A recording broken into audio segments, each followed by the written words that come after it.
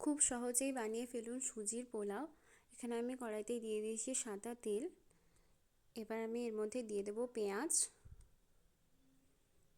পেঁয়াজটাকে হালকা ভেজে নেব। তারপর এর মধ্যে দিয়ে দেব গাজর।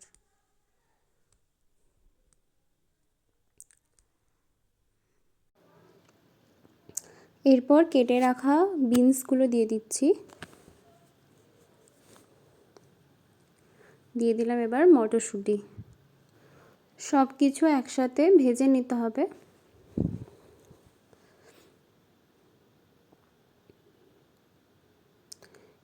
এর মধ্যে দিয়ে দিলাম লবঙ্গ।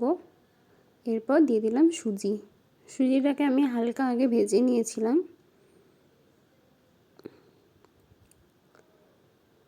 এবার দিয়ে দেব কাজু বাদাম আর কিশমিশ দিয়ে দিলাম।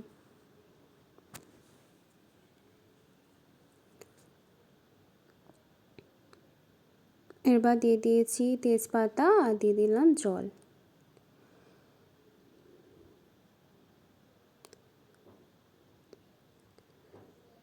এবার দিয়ে দিচ্ছি লবণ আর দিয়ে দিলাম পরিমাণ মতো চিনি।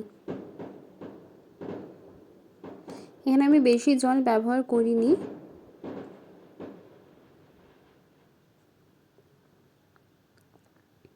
এবার ওপর থেকে ঘি ছড়িয়ে আবার কিছুক্ষণ নাড়াচাড়া করতে হবে। আর দিয়ে দিলাম কাঁচা লঙ্কা।